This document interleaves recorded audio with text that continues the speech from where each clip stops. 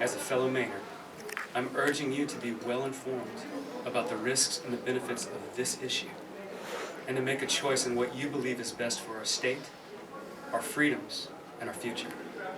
As for me, my professional ethics as a doctor, my moral convictions as a citizen, and my religious beliefs as a Christian require me to stand up and declare that I will be voting yes on one, because I want to protect and maintain our personal, our religious, and our moral freedoms, freedoms which I hold sacred. Thank you.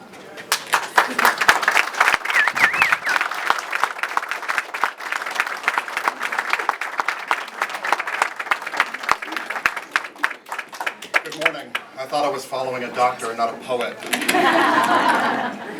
I'm Justin Fecto. I'm the representative who proudly serves the hardworking people of Western North Augusta. In addition to this role, I'm a U.S. Army veteran, high school teacher, father, and husband.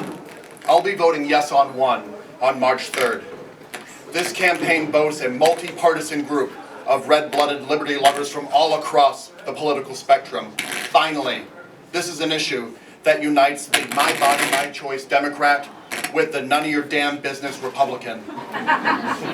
In Maine, we don't have a vaccination issue. We have an issue with government telling us what to do with our bodies.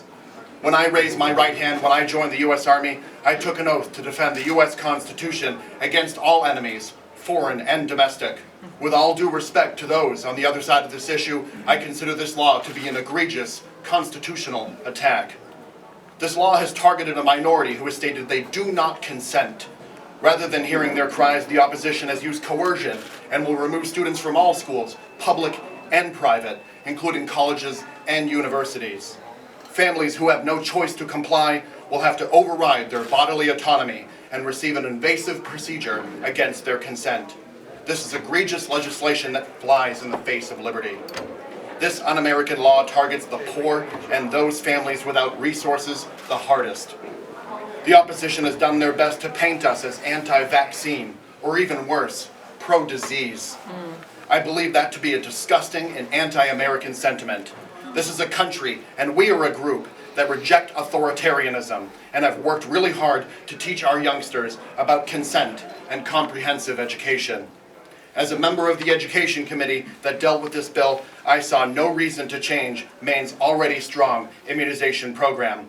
Hundreds of pieces of testimony and 80% of those who reached out to the committee feel the exact same way I do.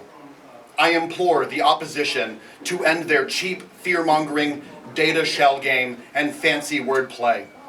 As a high school teacher, I inherently understand the power of education. Educating folks about the benefits of vaccines has led us to a strong vaccination rate of 95%. That's education before coercion. Everything from hand washing to vampire coughs to middle school vaccine boosters has been through education, an exchange of voluntary education and consent, not coercion. And as a teacher, I know this new law has nothing to do with safety and everything to do with authoritarianism. This law doesn't apply to teachers, ed techs, administrators, bus drivers, volunteers, parents, voters, and the thousands of community members that will enter your school each and every year for community events, who may or may not be vaccinated. Further, this law doesn't apply to public spaces such as rec clubs, malls, parks, polling centers, government buildings, grocery stores, sports arenas, and even patients at hospitals. It is a disingenuous argument that this law will prevent disease when it only applies to those seeking an education. That's right.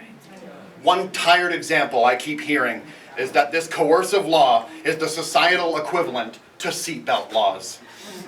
That would be true, but only if your seatbelt had to be physically installed on you forever, with or without your consent, and the side effects of this procedure included everything, even death. I believe where there is risk, there must be choice, and where there is risk, there must be comprehensive education, not coercion. I hope you'll join me in turning down this un-American law by voting yes on one on March 3rd. Thank you. Does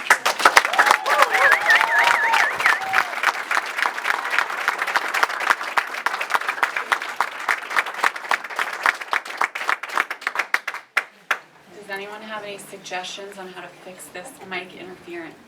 It's Can we just turn this one through off? the, yeah, it's just the, it's the podium mic, so. Nobody's really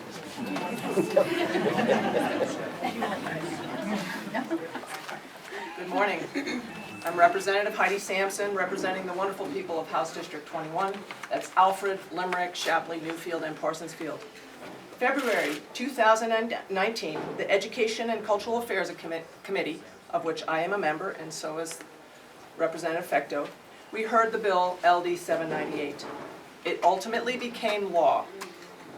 This, the most punitive and overreaching vaccine mandate language in the nation, removes both children and adults from school, public, private, parochial, online, and trade schools, including higher education, including employees at daycare and healthcare services, should they miss even one dose of a required vaccine.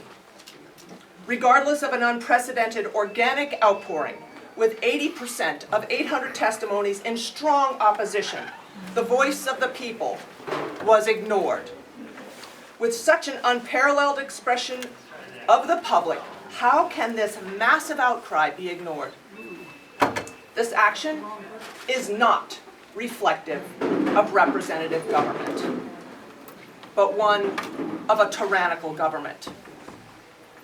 Despite hundreds of their constituents repeatedly reaching out to them, this current majority was completely tone deaf.